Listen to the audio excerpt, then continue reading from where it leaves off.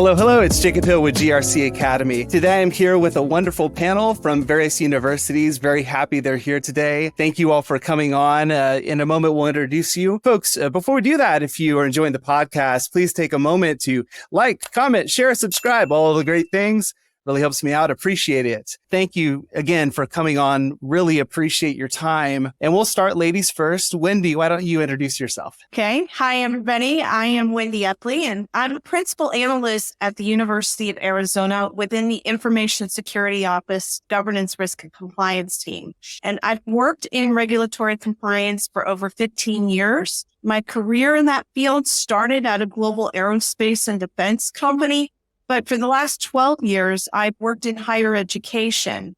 I maintain certifications as an export compliance professional, a certified CMMC professional. I'm also an advanced registered practitioner for CMMC, and I'm also working on my CMMC instructor certification. So I guess you can say I like learning. But in my spare time, I am also the Deputy Managing Director for the American Sanctions and Export Control Society. Awesome. Thank you for joining us. Melissa, why don't you introduce yourself? Wendy, I can relate to enjoying education and learning. While pursuing my PhD here at the University of Maine, I overlapped quite a bit with the folks that I currently work with. And it was through that they reached out to me and said, hey, we have this position. It's a research data security analyst. We think that you'd be a good fit. Could you please apply? That's why I'm here now. So I am still working on the PhD on the side, but I'm in the advanced research computing, security, and information management unit. My work overlaps quite a bit with the Information Security Office, where I'm an adjunct member of that team. I do anything from reviewing contracts like pre-award, post-award, and cybersecurity clauses there to project management related to CMMC compliance, which, as we all know at this point, is NIST SB 800-171 stuff. And right now, a lot of the things I'm doing is also preparing for NSPM 33. Excellent. Thank you. Jay, go ahead. Sure. I'm Jay Gallman. I am a risk advisor on the IT security office at Duke University. I've worked in higher ed all my life, which is many decades, and we'll leave it at that for now. The past decade plus has been more of a security focus and been focused on NIST 800-171 since the deforest clause introduced it in about 2015. A couple of years ago, EDUCAUSE decided to spin up a group around SB 800-171 compliance that meets on a monthly basis, and I've been a co-chair on that. Wendy joined me in that role this fall, so there's a lot of us in higher ed who talk about this not only in that forum, talk about it in a place called the Regulator Research Community of Practice, which is an NSF-funded program. And so the only way I think some of us are surviving is through this coping mechanism we have in these various groups to talk to one another and see who's doing what and how it's working out. Excellent. Thank you. Kolin, go ahead. Hi, I'm Kolin Hodgson. I am the Research Security and Compliance Program Manager for the University of Notre Dame. Before that, I was the manager of the Information Security Group, and before that, a senior analyst in that group. So about 14 years here at Notre Dame in cybersecurity. So I come to it from the cybersecurity side of things rather than the compliance side of things. Before that, I worked in banking and healthcare before that. And of course, there's regulation in all those industries. So my compliance training comes through practical skills of making hospitals and banks compliant for their various compliant requirements. 2015 was the year I was first familiarized with NIST 800-171. Our research group here at the Universities of Notre Dame came to the IT group and said, hey, here's this compliance thing. What do we have to do? And we said, well, we're pretty invested in cloud right now, so we're going to look for a cloud answer. And the cloud answer was AWS GovCloud. In 2016, we built out CUI compliance systems.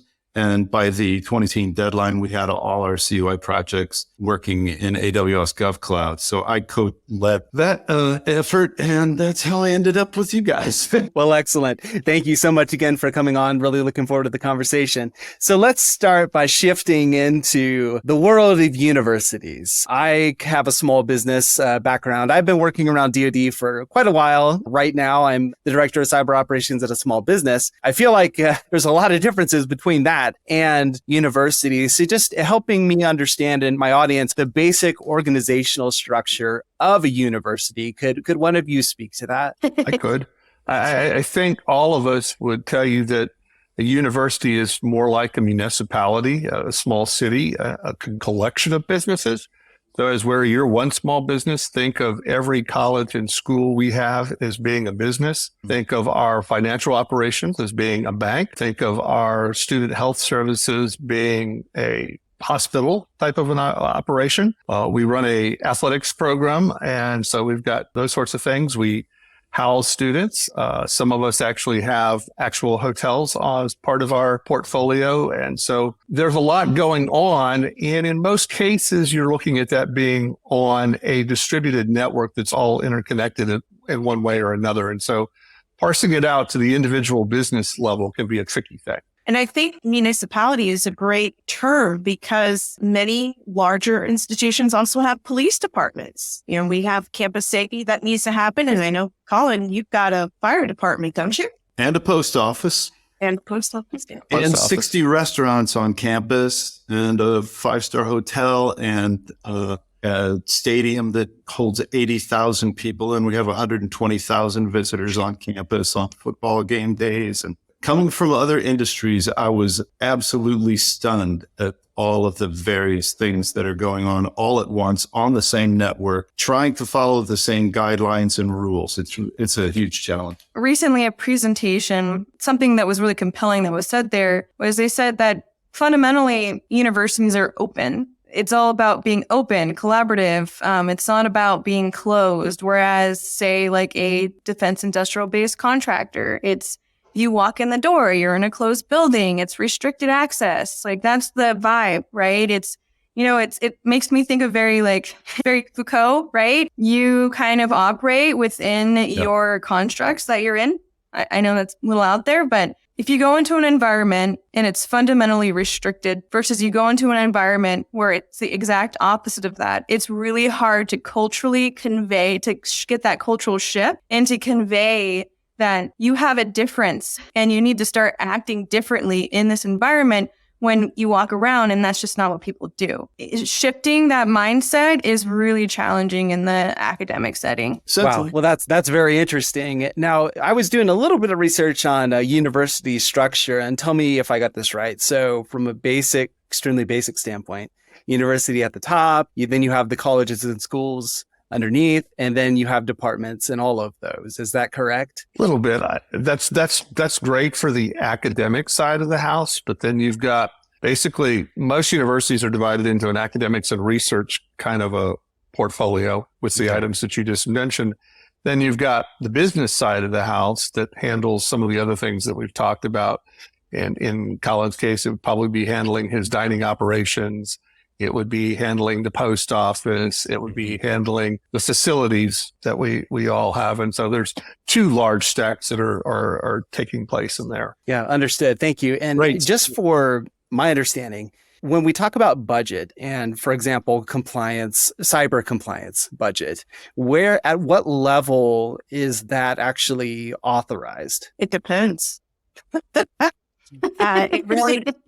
It really does depend. It depends on the unit, it depends on the school, but you could say generally it's going to be at a leadership level. You have an office of budget or finance that ultimately is going to disperse where the funds are at. But just like an organization, you've got a budget that each leader has to fight for, to keep and to expand upon. If you're a public institution like the University of Arizona, then there's an even higher authority above the university president where budgets may need to be negotiated from. So it really does depend. And I think that another thing to consider there is a lot of TFAR 7012, they're contract, right? You get in a contract. So those contracts are the responsibility of typically principal investigator. So they have their budget, and then a percentage of that goes toward the base budget, right?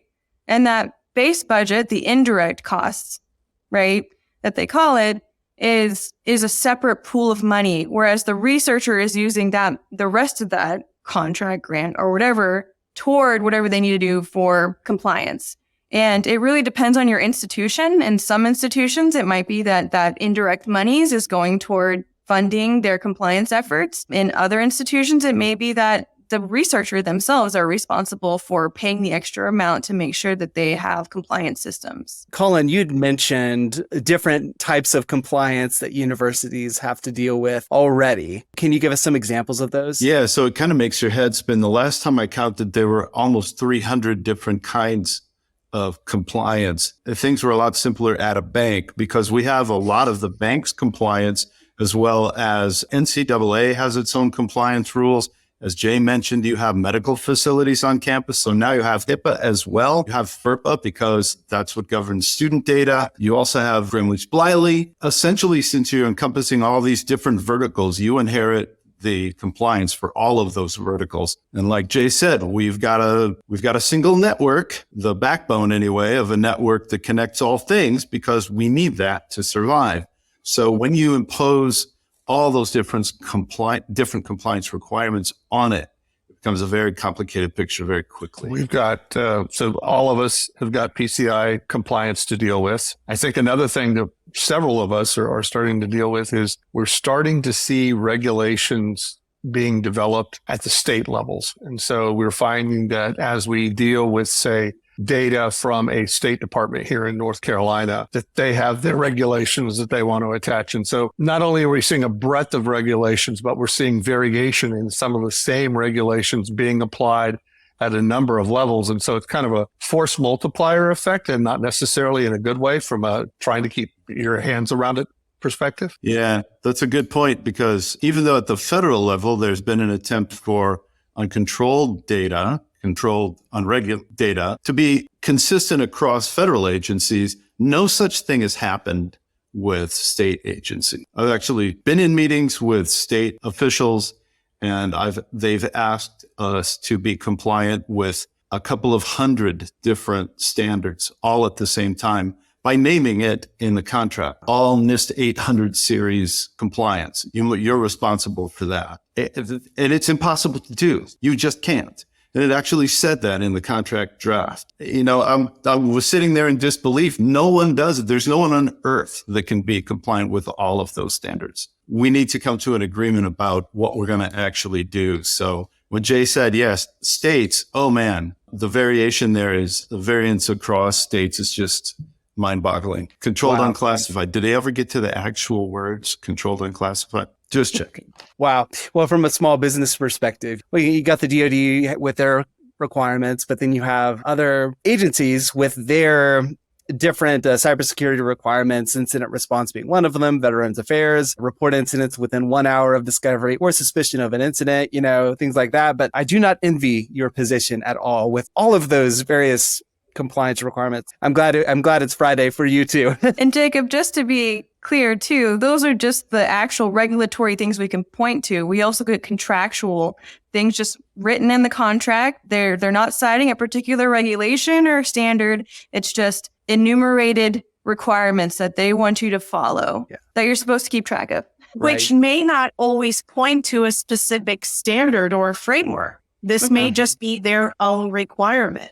Yeah, I was looking at a contract that came our way, and it had some really interesting requirements that said if you use cloud, it's got to be a community cloud.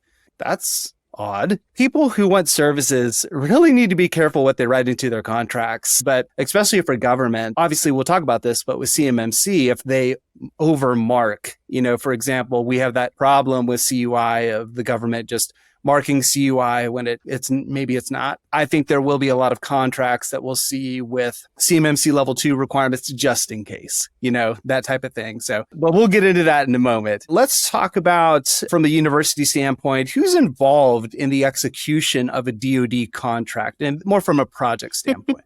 I can start. You're laughing, Melissa. You take this one. Sure.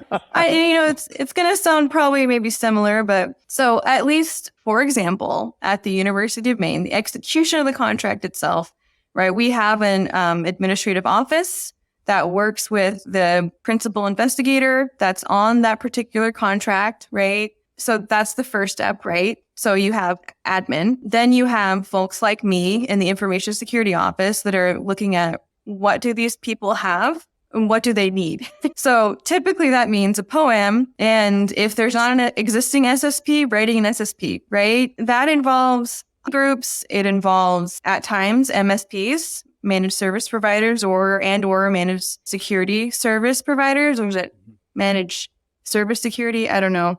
Either way, MSSP, sure. Right? So top down, because we're dealing with large amounts of money, right? It's pretty involved across departments, and it requires that collaborative effort and like knowing your peers, and then feeling secure that the staff that are going to be working on these projects are following policies and procedures, and then what you have in place to essentially audit them and to monitor what they're currently doing and ensuring that they are following what they're saying they're doing. So it's very cyclical and very involved, but others can chime in there on the execution part. I think it's also important to note that just because a contract is coming from the DoD does not mean that it's controlled and classified information. There are some institutions who will not accept contracts that negate the fundamental research exclusion provision. And so if there are any restrictions on who can participate on a research, or if there are publication restrictions, or if the project involves items that require a license from another government agencies, those could be some of the characteristics that would negate that fundamental research provision that universities strive to obtain. But then there are some institutions that will accept these kinds of restrictions, but not work on something that's considered classified, because you have to be a cleared facility for that. That's a whole nother animal in itself. So I think it's important to understand too that the DoD contracts come in many shapes and sizes and flavors. Who gets involved and how those contracts are executed. There's a lot of moving pieces to that puzzle that have to be examined closely to understand how they all fit. A lot of different groups on campus are involved. And for a university, if you're looking at a DoD contract that has some restrictions or rather some requirements, whether it's 800-171 or something that's less complicated, we're going to be calling on a couple different groups that exist already on campus in order to execute that contract. You're going to have, if you're have on site or whether it's in the cloud, you're going to have engineers that are required to build those systems. You're going to have people that will design the input and output of those systems so you can get data in, get data out. You're going to need services like identity management so that you can log in through username and password and MFA. You're going to need cybersecurity folks so that there's an incident handling plan. You're going to need the services that do backup and restore, just in case you have a disaster or business recovery situation. So you're going to be calling on a lot of people all across campus for that one contract to be fulfilled. Disaster response is not required for CMMC. Oh, you guys just skip that? I'm being facetious. It's just not in there. So you're right. That's not a compliance requirement. That's an institutional requirement. I think one of the things that all these comments point out, though, is the fact that it varies depending on what the project is. It also means that we have developed this very labyrinth of things, and keeping track of who knows about what or who needs to know what. I think historically universities have done a lot of their workflow in email, and we have far gotten beyond what we can do with email as a workflow management tool. And so I think a lot of us are struggling with, where do we have a management resource that all of the people who need to potentially touch this can get at it, and then collaboratively identify who else needs to be involved? Because right now, at least at our institute, often an ad hoc thing where somebody sees something and says, oh, so-and-so needs to be involved. And it's not a repeatable process. It's kind of like it comes in and then starts tumbling its way through the system, hoping to get to the right places along the way, which is not exactly an efficient way of doing things. And so I think managing that workflow is now something that all of us are grappling with. What's the best way to do it? Our grant administrator started using a software that was supposed to help that process, but it was kind of tone deaf to the compliance side of things with regard to like information security or export control check. It's a much needed thing. And if there was something that we didn't have to pay for that was developed through, say, like an NSF grant or something. I don't know. That would be wonderful. Right. So it sounds like you all are pretty isolated from the folks who are administrating the systems, as well as the users, faculty, staff, students actually operating on the contracts. With that said, how would a incident actually flow up to you all? And would you report that, or is that someone else who would be responsible for incident reporting? I think there's the incident reporting piece and there's the incident handling piece to consider in this. At Duke, it would be incumbent on security and the tools that we have in place to monitor, probably identify a potential incident, and then to take the necessary steps to determine whether or not it's an actual incident. We would then tee off the process and have check down list as to who needs to be contacted and then make the right contact on behalf of the institute. And it will vary depending on what the nature or the data that was involved in. So, if we've got a peace incident, maybe that goes to our e-commerce director. If it's research for DOD, it may flow through a different path. And so it's not like there's just one entity that you can point to and say, that's the incident responder and the person who handles it. Could be a couple of people. Right. And that's one of the advantages that most universities have. This is already a well-worn path. We've been doing incident response for many, many years. So when a DoD contract has incident response and notification as a requirement, we plug into that process. Now, that becomes a problem if a framework for compliance starts to mandate separation of the incident response process that we normally use from the one that's allowable for this DoD contract. Identity and access management is another one. We're very well versed in username, password, multi-factor authentication, multiple ways to figure out who you are, and then moving on to zero trust. That's something that's well known at universities and may not be at smaller companies. In some quarters, we're seeing the indication that we may have to duplicate that whole process just to be compliant for this contract or this set of DoD contracts that have the CUI 7012 stipulation. And that's a problem for universities. My contention is that actually makes those operations for those DoD contracts less secure than they would if we were using our well-versed and well-practiced processes to keep them safe.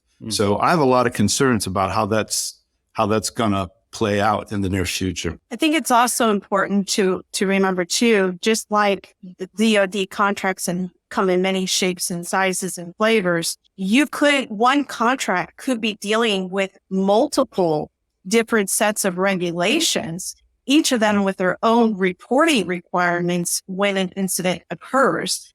And so for Arizona, we've got a small army of compliance partners that oversee their respective areas. Who reports on what and how the incident is managed is going to depend on the project, the incident, who was involved, and all those other details. That's why it's difficult to have a one set process to say, we're going to this person is going to handle it. It really does take a team to manage our municipality and the different things that we've got going on. But this is where it's also very important for higher education institutions to have a centralized authority for things like CUI and being able to say, this is where the buck stops. You can have this army of people who are responsible for taking in incident reporting, for working with the compliance partners, for managing the CUI enclaves. But there needs to be somebody at the top that does answer for when things go awry. For example, like here, you can't just go to, say, your HIPAA security officer or the person who holds your medium assurance certificate and say, hey, we have an incident, go report it. Leadership needs to be involved, or representatives that are able to say something. And Kolin, to kind of go on your point of the separate process, we've had to do that here as well, where we have a separate, essentially, process for incident handling and reporting for DoD contracts out of necessity, just because it's it's shifting a bit from what we traditionally do to make sure that we're following exactly what needs to happen. I mean, it's not a great shift, but it's enough of a shift to where we have to have this other defined process. And getting back a bit to one of the comments that Wendy made about things in the decentralization and the central piece. Centrally, the IT security team at Duke is charged with keeping an eye on everything. But what we don't know necessarily is if we see that there's a potential compromise on a given box in a unit, we have no way of knowing at that point in time what data might be on that particular box, and therefore, by extension, what's in play in terms of reporting requirement. I mean, it's easier if you think about things that we might do in an enclave, but going back to the breadth of things we do research at a university across everything. And sometimes it's even personally owned devices. Sometimes it's university managed devices. And so part of this thing is how quickly can we identify what's in play on things. And so some of it, we will do a much closer job because of the contractual obligations as to knowing what's that. But every time that there's an incident, one of the big things is to quickly identify what's there and who needs to be involved. Okay, well, that's all very interesting. Let's shift into the drivers for cybersecurity compliance at a university. Can you tell us about some of those? Obviously, NIST 800-171 and CMMC is one of them. One question I will ask is, do you think that it took the threat of CMMC's third-party assessment for folks to really start taking it seriously? In my personal opinion, I say the answer is no, because when the Defense Federal Acquisition Regulation Supplement 7012 clause triggered compliance with 800-171 by December 31st of 2017. Arizona, at least I can say for that, we formed a team of about 15 to 20 people, give or take. And I was part of that team when the Cybersecurity and Maturity Model Certification Framework was first launched in 2019. It really didn't have a significant impact for us. This is just part of the evolution, if you will, of what started back in 2015 with the DFARS 7012 clause. Exactly. Like I mentioned, in 2015, we did something very similar to University of Arizona. Here at the University of Notre Dame, the research group came to the IT folks and said, here's the new regulation. We are already familiar with being compliant with regulations, and we threw it in the hopper with the rest of the regulations, and we did what we do. I think that's pretty common theme for universities. Yeah. Mm-hmm. And this might change by the time this gets aired, but it doesn't exist yet. It won't exist until rulemaking happens. These drivers, these regulatory drivers, it's really 171 that is the standard that is defined by those regulatory drivers. So you've got the Gramm-Leach-Bliley Act, or GLBA. That's another regulatory driver, but it points to 800-171 as the standard in which security needs to be achieved or compliance needs to be achieved. And one point I'll make, Jacob, going back to your question, is part of what the driver is how your research portfolio is actually distributed in terms of funding agencies. So for the schools where DoD funding is a large portion of their, it took, I think, a higher priority. I know it certainly did at my previous institute at Duke. NIH is probably the largest single funding agency for research here.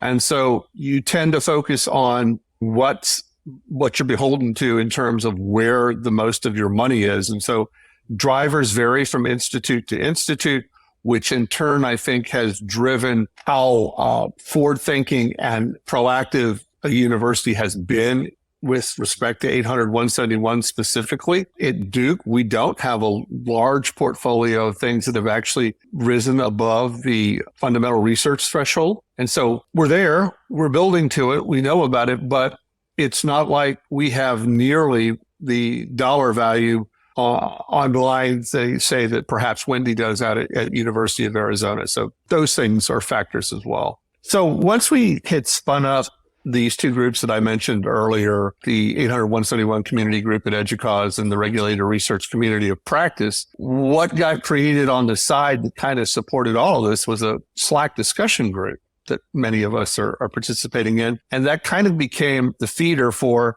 whoever saw something said something. And so somewhere along the line, this National Presidential Memorandum, NSPM 33, suddenly arises. And the first things you start picking out of it are, well, it's going to apply to everybody who's got more than $50 million in annual funding from the federal government for research. And we kind of looked around the room and said, well, that's going to be all of us. And so we started digging into, well, what is this actually going to look like? And so, over a course of discussions, and as these things come up, they typically get folded into the ongoing discussions that take place in both groups. And it's like, what does this mean? What do we see out of it? And so, at conferences, it would be an actual topic of discussion. What are the implications? What do we think this is going to look like? To a lot of us, I think that particular one looks a lot like CMMC level 1. Some of the same controls. You can do the same matching. Doesn't seem to be all that onerous from a control standpoint for the most part, except for one small particular gotcha. And that is when you start looking at some of the reporting pieces that are required that would be non-issues on an institute managed machine. There's no way that you would be able to easily make a personally owned device compliant. And coming from a small business, you're probably thinking, well, why would your personally owned device ever be part of this equation to begin with? And I think what most people outside of higher education don't recognize is that the bulk of the research, day-to-day research activities, are carried out by our graduate students. And the bulk of our graduate students do that work, effort, computational parts, largely on their personally owned laptops.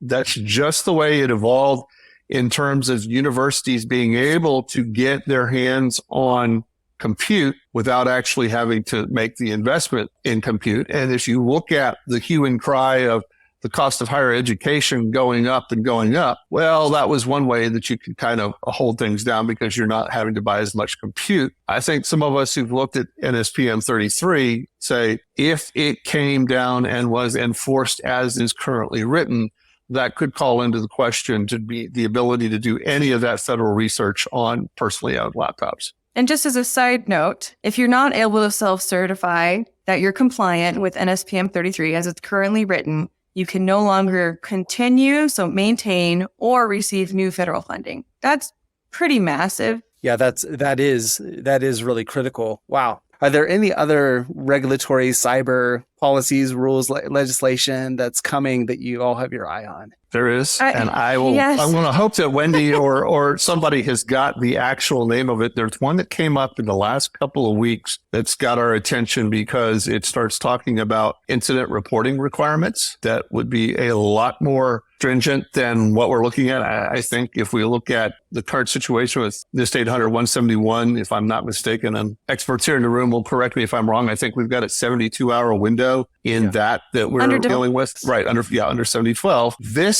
new piece, which could supersede that one and apply across a much broader section of the government, has us facing down an 8-hour requirement, which would be nearly impossible in our current operations. I don't know that any of us are running our own 24/7 SOC. That would be problematic. And then there's also, on top of that 8-hour, there's this whole, and you must give us hourly updates on your incident response process. So instead of working the incident, we're going to have to devote resources to figuring out what we're going to tell somebody at CISA every hour.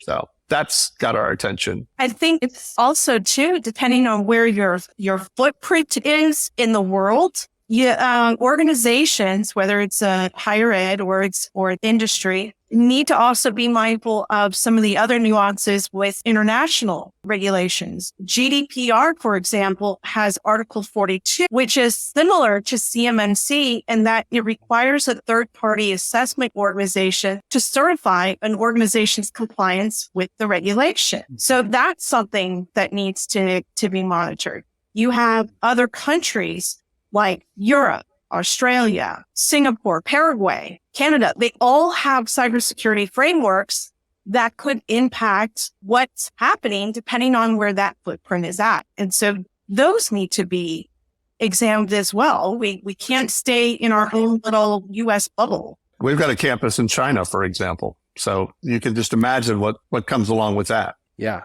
Yeah, for sure. Something else that's interesting too is the United States, the different states are passing all these different privacy laws. Each one is a bit different. And then there's a federal privacy law that's being worked on. I don't know if it's on hold or not. Some have compared it to GDPR. The approach is different, but I mean, all of these various regulations, laws are coming. And I think it's, even as a small business, I think it's so critical that we keep an eye on the regulatory landscape and just make sure we know what's coming so we can hopefully future-proof our compliance programs across the board. That's very true too, because you've got the CIS critical security controls. And some would say that CIS controls were a precursor to CMMC because they're a prescriptive, prioritized, and simplified set of best practices, but now complicate not just the fact that you've got a federal regulation that's coming about, CMMC, right? We've got DFARS clauses and FAR clauses that we have to watch out for. But now there are several states out there, which include, but aren't limited to, California, Colorado, Michigan, Idaho, that have legislation that leverage CIS controls. So depending even where your footprint is at within the United States, you may have these other pieces that we talked about before where states get involved, and you have to start to manage and balance those as well. And then I think, Kolin, you referred to it as before, but anybody who works in compliance, you know that you usually have to take the most restrictive control and apply it in order to be able to meet everything else, right? So it's very complicated. Hey everybody, it's Future Jake here, and I just wanted to take a moment to talk about my first podcast sponsor, Cybersecurity. I've been using Keeper's Password Manager for a few years now, and what really got my attention was their focus on security and compliance. Fast forwarding to today, they're now FedRAMP moderate authorized and also have their own FIPS 140 validated encryption module, which I think is quite impressive. After years of using Keeper myself, it's become one of my favorite security tools, and I recently learned even more about it by helping document the CMMC requirements that Keeper satisfies. And speaking of CMMC, Keeper is hosting a webinar on April 4th to show how defense contractors can securely share sensitive information using Keeper. So be sure to check that out. If you're looking for a password manager, I highly recommend taking a look at Keeper. You can support GRC Academy by using the links below. Thanks, and enjoy the rest of the episode. Well, I'd like to get your thoughts on the Penn State False Claims Act lawsuit that was issued. And when I was looking at it, I could just feel the frustration of the author, trying to do the right thing, trying to make everything happen, but they just weren't able to for some reason. Can you give some general thoughts on why it went the way it did, and then maybe share some lessons learned for other universities who could be in the same boat? Well, I'll take a crack at it, and I'll start by saying all of us feel for our colleagues who find themselves in these situations. And I don't know that you can look at this and say malicious intent. I think one of the things that we've struggled with and have been working on is it can be difficult to take these compliance and security considerations and translate them into the language that connects with leadership at a university and connecting the dots as to what the implications are going to be. I think a lot of times it's unfortunate, but the reality is that historically there's been a lot of check the box and get the work going approach to doing research. And I think most of us recognize that just isn't going to fly, but they're certainly not the only ones who faced either having a problem or have actually been fined somewhere along the way. It's just that those things don't get highly publicized. This one, I think, perhaps has, but it becomes a case of at least it has people to start this discussion. What do we need to do to not find ourselves in a similar situation? And so I think the silver lining in it is, I think this time around, I've had more of a sense that leadership at institutions recognized that this was a problem that they could find themselves in and were interested in figuring out what is it we need to do to not be in that situation. My dad used to say, out of bad comes good. And while I don't think any of us here are happy that an institution made the headlines in a negative light like this. The story does back up with what Jen was saying. It provides us with the example we need to show how seriously executive leadership within our respective institutions need to take compliance with the contracts we engage with different government offices and the regulatory requirements associated with those contracts. So while it's not something maybe we want to celebrate, at the same time, it does give us that poster child, if you will, of what not to do. And we're probably better positioned today because all of this effort we've made over the past few years of saying who needs to be in the room and aware of things around this. Most of us have networks so that when we get something like a Penn State story, we can just turn around and fire off an email and put that in front of everybody who should be aware and thinking about what the implications of that are. And we don't have to hope that maybe it got to them through other channels. We can put it in that channel ourselves. Right. And that's a springboard for discussions. We've been describing these complicated systems with many, many requirements, a lot of regulation everywhere you turn. And for senior leadership, this is a problem that they're confronting all the time, every day. And without an example like this and people like the ones in this discussion to be able to bring the problems to light so that all can understand, we need to continue to do that work. For me, from a technical standpoint, I know how to secure things. That's not a problem. We know what to do. It's getting there.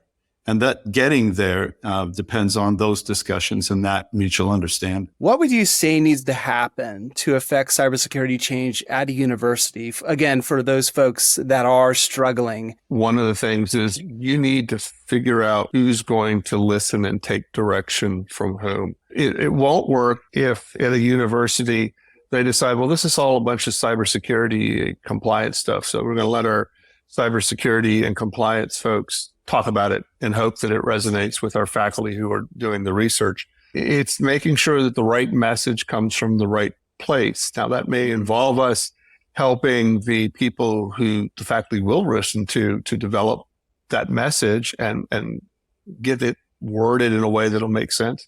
That's part of it. Another part of it is going to be the difficulty that smaller educational institutions face that fortunately some of us on the phone or on the call here don't have. We've got a large cybersecurity group, but we've got smaller schools that we will collaborate with that simply don't have the infrastructure or staffing to do all of the things that we see coming, and yet they have many of the same obligations in there. They're all processing credit cards. They're all doing student financial aid.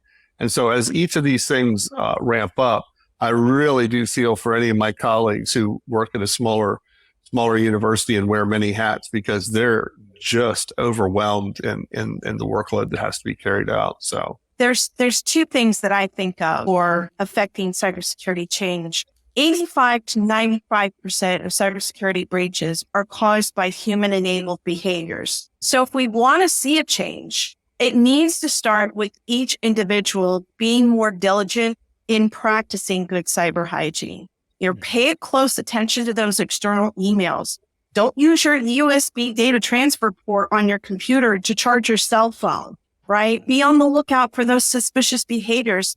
And if you make a mistake, report it, so that the issue can be addressed sooner rather than later. But the strengthened posture is now something that you can market to say, hey, you can trust us with your information. I think there's been a significant amount of change in terms of the awareness of cybersecurity at all levels in our personal lives, in our business lives. It comes every day. It smacks you in the face the minute you turn on your favorite news source or open that letter from your bank or from your insurance company or your gaming company or whoever that says, oh, by the way, we spilled your data. I don't know about you guys, but I've had 6 new credit cards this year. So it's a reality that it's unavoidable in any part of your life. I think that's contributed to better awareness. Still lots of training to do, but the world is training people for us in a way. I do feel at times like a puppet master working behind the scenes, whispering in different people's ears to get them to parrot things, right? To get them to share the message. Because ultimately, if it's not coming from leadership. And if it's not coming from, say, your like security champions or those who are influential within your institution itself, then no amount of training really even, you could train and train and train and train. And at a certain point, it's diminishing returns. Like your repeat offenders. So what are you going to do about your repeat offenders? What are you going to do about the person who always clicks on that email, right? There's a link, got to click on it, right? I think there's different approaches. As far as getting change at our institution, it really had to come up from the top uppermost levels, essentially saying, hey, we think this is important. We think that effort needs to be put in this direction. You have our support. We are going to say no to these things, because without that, it's almost impossible unless you have a truly diligent lab or group of researchers that actually want to do the right thing and are technically confident enough to understand what they're doing, right? Like, that's rare. That's very rare. I've only had a small number of cases with labs where they came forward and they're like, hey, we have this. We've noticed this. We want to be more secure. This is what we want to do. Like, that's hard because it's cybersecurity is overhead and it's work and it's having to think about every single thing that you're doing. Right. It is. And I think at the C-suite level, you really have to appeal to them on the basis of risk and the cost of not managing those risks correctly. And that's sort of the new thing for cybersecurity. In my 25 years, there hasn't been a big emphasis on that. But like I said, you look at your news source every day and you see what the outcome of not having good cyber hygiene will result in. The risk analysis of the systems that we have, the people that use those systems, those need to start to become a higher priority for cybersecurity so that people at higher levels in an institution can understand what the problem is. Yeah, great points, everyone. Thank you so much for that. Now, let's move on to talking about how we actually secure and what we secure in the NIST 800-171 context. Typically, there's two approaches to do it: network-wide, or you establish an enclave, an isolated island, and secure that and apply those controls to that and actually have the data inside of that enclave. So we're never going to get our entire campus to be 800-171 compliant. So we push that out. And you simply cannot do all of the research that we're talking about in an enclave. So, for example, I may have a physical specimen that is CUI. The object itself is CUI, and I may need to go into a lab and run a bunch of engineering stress tests and things of that nature, or take some measurements of that particular item. And that can't be done in an enclave. I mean, you might argue, well, we'll put the instrument in the enclave and somehow we'll just make it part of that. Then we get back to what Kolin was talking about. Any of these things that we have, especially, say, a scanning electron microscope, just to take an example, typically is used by more than one group at the university. And the bulk of its work, I'll wager, is actually outside of the CUI thing. So we aren't going to be Noah's Ark. We're not going to have two of everything. We may be forced into having two of some things, but we're not going to have two of everything. And so there are cases where we're going to have to identify ways to deal with that middle ground between everything is somehow magically certified, not happening, or we're just going to do it in an enclave because we'll get as much as we can in the enclave. And we're always looking for creative ways to keep the actual CUI. A lot of this is going to come down to how we manage what is actually CUI and define it, and where can we keep something from perhaps being CUI until it absolutely has to be. So perhaps if I'm taking a bunch of measurements of that physical object still CUI. Okay, so it has to be locked up in a cabinet in the lab and only certain people have access to it. Fine, we've protected the CUI. But perhaps the instrument readings that we took on that sample are meaningless if we don't know what they apply to. And perhaps then now we've managed to magically get our scanning electron microscope out of the equation. We may still have to keep people out of the room when we're actually taking those measurements, coordinate some of the physical security around that. But perhaps we can take the data security piece and move it further. Maybe we take all that data, get it over in our enclave and handle it in the enclave. So I think most of us are are focused on getting our enclaves in order and figuring out what we're going to do there. But we have to look at each project's individual workflow to even start determining what are the things we need in the enclave, because invariably a research project is going to come along and require something that you're not already doing in that enclave. And the question then becomes, can I add that component inside of my enclave without voiding the SSP that I already have that I defined for this enclave? I mean, that's another thing. We don't know what's going to happen at a university 2 years from now, 18 months from now. This SP and the CMMC process isn't something that we'll be able to do.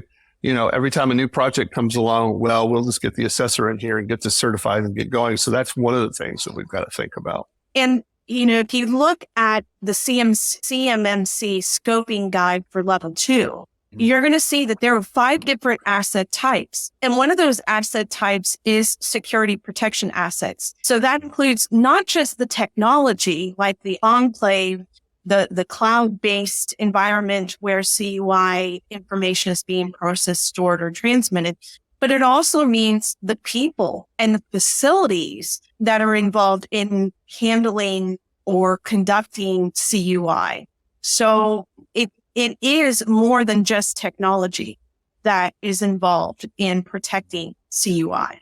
Yes. And Jay, you were talking about different types of instruments that would fall under that specialized assets, CMMC asset category, I think. What are some of the other specialized research tools out there that universities are using? I think anything that has to be done in a laboratory. Anything that's not your it's your Frankenstein creation. It's anything that's not standard, anything that needs a third party to actually update, right? Things that are required for research that legitimately can't function within and meet all the 800-171 controls. For example, we've got a project where the researcher needs to use a DSLR camera, basic camera. I've got one I do astrophotography with. Mm-hmm. But because they're using that camera to take pictures and that information has been deemed as CUI, that regular commercial grade camera now has to be treated with the protections under 800-171 or CUI because of this project.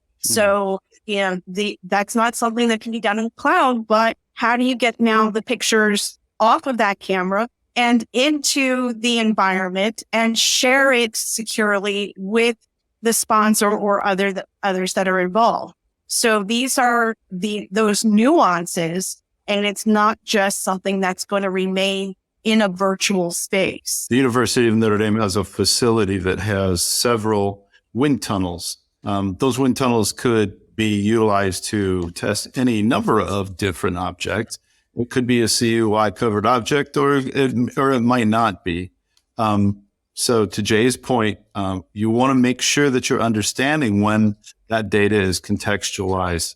If, for example, I had something on in a wind tunnel and I got a discrete measurement like 600 miles an hour at 10:42.2 in the afternoon, 200 degrees. How can that be CUI, right? So you have to take these things apart, look at them individually and understand what your process is. And if you then zoom out to 800-171, there's not going to be anything in 800-171 that specifies how you do that, because it's impossible to anticipate all these little nuances and all these little variations in how the research is going to get done. By definition, impossible, because next year's research facility hasn't been built yet, maybe even thought of yet. And yet we still have to apply these same 110 controls to all of those things. It's a group effort. The people that need the research, the people doing the research, the people that have the ability to secure the research, all need to understand each other. And Kolin just mentioned something that is a real critical component. One of the things that I figured out early on in doing this is it was very helpful to me to actually have an engineering degree as my actual educational background.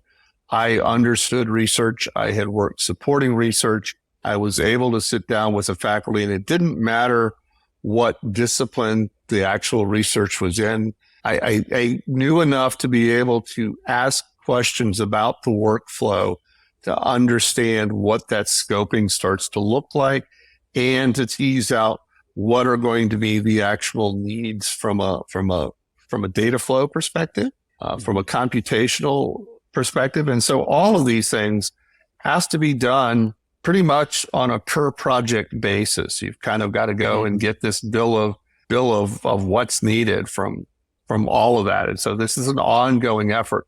Every time you onboard a project, and that's one of the things we're working on at Duke, is making that onboarding such and opening it up, going back to that workflow comment I made, having that in a place and making sure that you ask enough questions up front that you can streamline that process. I learned through trial and error and doing this repetitively that I could take what was typically an hour-long onboarding conversation with a faculty member down to 30 if I sent them this questionnaire up front that asked them some of those basic questions. And then I knew a little bit about the research when I sat down with them, and the conversation was more about filling in the blanks and what they had told me that I still felt needed to be addressed. But those are the sorts of, things that we're figuring out as we go along, and then trying to turn around and share with our colleagues to say, hey, this is what we're doing, this is what's working, and then you tweak it to make it work in your environment. That's a big part, right, of handling operational technology is developing the procedures around its use, making sure there's something that they're putting together so that we can audit it later to make sure that they are in some way following the procedures that they're putting together. Mm-hmm. So a lot of time for some of our specific tech that is evaluating CUI in some way, they have a plan that they're supposed to put together and send out to get approval prior to using that. It's more overhead because it's administrative burden to make sure that the procedure that they're proposing is actually adequately protecting their stuff, but it's what we have in place right now to try and be compliant with 800-171. I was just going to note that you don't have to be an engineer like Jay to understand these things. My background is in business, and I've got a bachelor in global business and a master in regulatory trade compliance. It's about asking the questions so that you can understand what it is that's happening and what's going on. And that's where my compliance background for the last 15 years has helped, is help me understand what it is that you're doing, what it is that you need to do so that I can advise you, is export controls in play? Where do we need to address something in information security? So this isn't about having the technical acuity to understand what needs to be done. It's about having that general understanding of what needs to be done so that you can apply those standards and those controls that need to be met. Are isolated systems, we'll call them CUI enclaves, but are isolated systems for you all a new thing? Because you all have so many compliance and regulations that you already have to meet. Is this new for you all? In a way, not entirely. Yeah, in a way it is, but similar things have already existed. I know at Notre Dame, when I started, we had a PCI network that was isolated from the rest of the network. Why? Because it was regulated in a way the rest of the network wasn't. So no, it's not the first time, but 110 throws PCI in a cocked hat. It's a lot more difficult. Yeah, and PCI is a great example because PCI, it's a set of known transactions and operations that take place. And so once you've done one store and set it up and got it on the network, and you put the next dining hall or whatever operation in there, it's the same workflow process time over time over time. 171, the wrinkle is no two projects look the same. And the other thing too is research itself is becoming more and more sophisticated. And depending on the institution, the kind of research that is being done can throw a wrinkle into things as well. While we started out in team with what goes into the enclave is staying in the enclave, but now we're learning how to shift some of the types of research, such as space missions. That's a big thing out in Arizona. So how do we deal with the session timeouts that have to occur when you need to leave the communication flow open for 16, 24 hours or more? in order for the satellite to download the information to the server. So I think part of what we're seeing here that's new is how to deal with these nuances. And will you see a single CUI enclave, or will there be multiple in a university? I think it depends. It depends on leadership. Which I knew. Who at the top says, we need two environments. Me personally, I don't know what the advantage would be over having multiple environments. I mean, why build a Noah's Ark of enclaves if you don't have to? One of the things, and we start talking about things that maybe didn't exist 5, 7, 8 years ago when all of this started. I can think of one example where that starts to come into question, and that is, let's say we've got our local on-premise enclaves running traditional virtual machines and say a VMware Citrixy type of environment. Now we've got researchers who are using functions and things in cloud computing that you simply can't replicate on an on-prem system. And so maybe you don't want to run everything to the cloud, but you may have some workflow that needs to be in one of the GovCloud regulated instances as well as an on-prem effort. So I agree with Wendy. I don't think necessarily any of us want to get in the business of having 5 different enclaves that are kind of all doing the same thing to the extent possible. We'd like to put everything in. If you said, Jay, can you wave a magic wand? What would you like?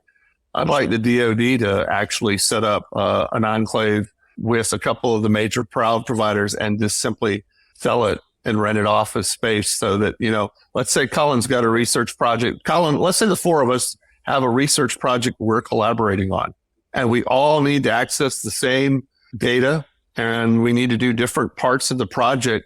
It sure would be nice if there was a GovCloud instance that we all had a tenancy in and could actually go there, do our work, and let someone else manage making sure that I get access to what I need, Melissa gets access to what she needs, Wendy gets access to her stuff, Kolin gets access to his stuff, and the exchange. Because then we're not building out 4 variations of the same thing and then trying to figure out how we're going to plug them together. And honestly, that's one of the biggest headaches all of us face outside of the stuff that we do. There's a lot of collaboration at a university that goes and extends with partner universities. And when this starts falling with a CUI project spanning multiple universities, that's where it gets interesting. That's where it gets difficult as you try and move things around. And another advantage behind that thought process, Jay, is the cost, right? One of the challenges that our researchers have is being able to account for what these costs are going to be against their project. If the DoD develops something along the lines of what Jay has described here, we know what the cost would be, and then that cost can be built into the proposals and can be budgeted for. So right now, do we spend several $100,000s to enhance our current enclave, or do we spend even more hundreds of thousands of dollars that are required to establish a new enclave that can do a little bit more or handle a little bit more or covers an entire building, whatever the case may be? And we're just constantly throwing good money after another to be able to stay on top of everything. So a centralized source. I think small business would benefit from that as well. Absolutely. One of the strategies that we're using now is for not necessarily for regulated research, but for all kinds of research, is if there's a data set that you need, you making a copy of that data set and bringing it in for whatever processing you're going to do may not be the best choice. The best choice may be your use of that data goes on where that data lives. So if we're talking about it from a risk or a security standpoint, one copy of that data is probably safer than 2. So in a very or 3 or 4 or 4 or 5 this is the problem with once you've got a contract, if you're going to sub that contract out, now you're talking about dividing up that data and you're running those risks. How are you all approaching SSPs for these different projects? Is it a separate SSP per project, or is it one SSP for the environment where the project will be operating inside of? Yes and Our yes. approach right now, yes and yes. I think we're looking to do an enclave level SSP and then define how, an individual project can be in there, and then that would apply to everything. And then those one-offs that we've talked about earlier that have to be done in other locations obviously need to be their own separate SSPs. But I don't think we may generate a copy and there may be language in the SSP specific to the project itself.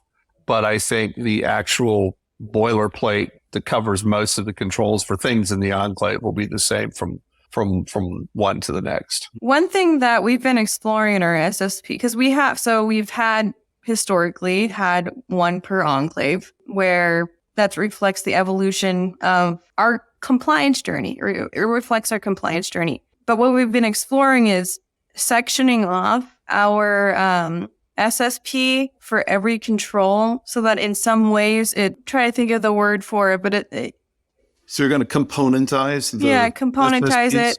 Yeah, basically, we're doing some information science on this beast. I'm from a background in databases. This is like, when I look at SSPs, they make my eyes bleed, because it just would be much simpler and there have been some attempts by NIST, and I forgot the project, but essentially to make it more of like a Git repository where you have like an XML based, and I don't know if you're familiar with these things, but kind of like, tagging things so that you can pull these tags and then make different forms of SSPs from a larger data set. Like, I'm going to query this and I want this subset. That would be wonderful. That's something I would like to have in the future. But right now we're working from kind of one large SSP that's like a Word document. What are some areas in NIST 800-171, DFARS, CMMC that you hope the government will change, or some areas that really need to be clarified that really impact you all? I can say one big one. At the contract stage, just have it understood between the contracting officer that at the onset, we're going to carefully enumerate what the markings are on the contract with technical staff. That's step one, before the contract is even signed. Hey, if it's with a research institution, fundamental research, let us know if that's even an option at the very beginning. Just being open to that, and then having that be integrated and assume that it's going to be part of the process would eliminate a lot of headache of having to go and say, hey, can you please do this? Hey, can you look at this? So if that's just standard, it would make things easier, because then it helps us scope a lot better, like down the line once the contract is accepted. That's a big one that I can think about off the top of my head. I think for me, I recognize that higher education is just a very small portion of the defense industrial base, but the culture and the structure of higher education is different from our industry partners, with whom the primary organizations that CMMC and NIST 800-171 have been designed for, or basically the square peg being forced into a round hole. And so while NIST and the DoD say that they have consulted with higher education partners, I'm just not seeing where the nuances of higher education environments have been addressed appropriately in the things that have been published. So it's almost like they want higher ed to conform to the way industry works. And that's just not realistic. So I would like to see true, publications, true verbiage that addresses the nuances of higher education. There are versions of clauses that can be inserted for higher education use. And I think I'd like to see some of those be adopted for CMMC or for 800-171 that might be helpful to us in the way that we work. I think to that point, Wendy's right. One of the things that we don't currently have with things slated the way they are is we can't do much in the way of tailoring things to be appropriate for any specific project. We don't have the flexibility. So I think most of us look at CM and everything is done or it doesn't work. as being a little rigid and inflexible to give us the ability to get around a sticky point, to be able to say, okay, in this particular case, for these specific reasons, what can we do? And going back to the comment I made earlier, we aren't going to be able to go back to the CMMC table and say, hey, we need an update or a look at this. We get one swat at this probably to get our enclaves certified.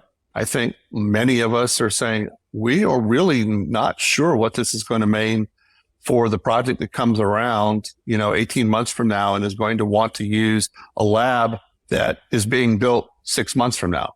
There's no way we can start an SSP for any of that. So we can't have an SSP. And if we can't have an SSP, we can't get C certified, which means when we get to the point where CMMC is required in order to put in a proposal, if we get to that point, how's that going to work? It's the chicken and the egg. It is the chicken and the egg. Yeah. Yeah. One of the things that I had a discussion with a former contracting officer for the Navy at a recent conference. And, as a lowly cybersecurity person, I said, I have the know-how to secure the things that you're saying are CUI. However, you're not being very clear about what's CUI. And it feels like there's a rubber stamp that goes on things that says, oh, I must designate this, I must declare this to be CUI. And that doesn't help any. What that does is it confounds the problem. There's no specificity there. There's nothing that says, oh, no, I don't mean what color clothes you wear in the lab. That's not the CUI. It's the object that you created and that you're testing. That's the CUI. And in this conversation, I said, it's possible that people will have to sit down and figure out for themselves which is CUI and which isn't. And as a former contracting officer, would that be your expectation? And this single contracting officer can't speak for any others. Former contracting officer said, yes, that seems reasonable. And if you have questions about what that is, contracting officer will need to bring in a subject matter expert of their own and have that conversation. I would like for there to be an easier way to get that conversation started, for that conversation to be the norm rather than the exception. Talking about lessons learned that you would like to share, are there any that really come to mind as in this really helped us overcome a particular hurdle?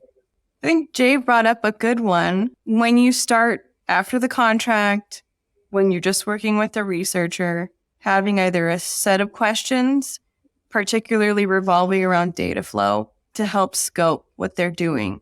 That is a big one.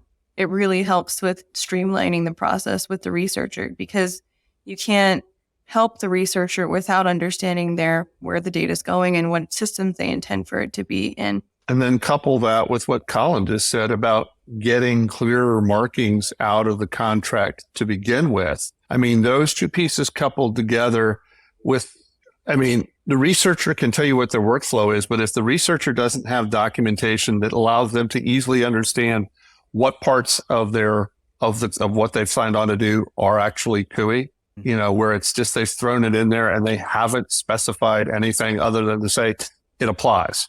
That's not very helpful.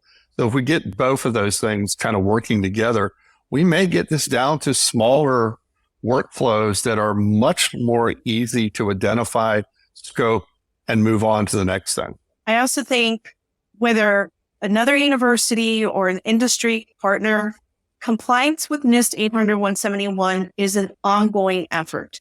This is not a checklist of, got it, you're done. This is a shared responsibility approach from the end user to the system administrator to the managed service provider. Everyone needs to be at the table and taking an active role to ensure compliance is being achieved and maintained. So yeah, this is not a simple, got it and we're done, move on. Right. This is a 3-year cycle. As Jay said, things will change in that 3 years before your next CMMC audit. If you're not tracking those changes, and to me, this was a lesson I learned pretty recently as we had a significant change to a system that wasn't actually subject to CUI, but it made me reflect on that in our CUI enclave. hey, as those changes come through, you get new versions of software, you switch out the hardware, you may reconfigure what's the maximum network speed. I'm installing all new equipment so I can go gig. All of those things need to be reflected in the system security plan. They need to be reflected in the documentation that brings that system security plan alive. That is no small matter. I'm just starting to wake up to how big a matter that actually is. And that brings up the other point, right? Security maturity model certification. You don't need all 110 out of the gate, right? But you do need a minimum of 88. So where over the next 3 years are you maturing and evolving your practices in order to either enhance what you already have, if you're meeting all 100, or moving the needle, so to speak, to achieving 110. So this is, it is ongoing. Yeah, well, excellent points. I want to thank you all so much for this opportunity and wish you all a great weekend. Thankfully, it's Friday. Thank God, right? Just want to thank you all so much. Thanks for having us. Yeah. Thanks, Jacob. Jacob.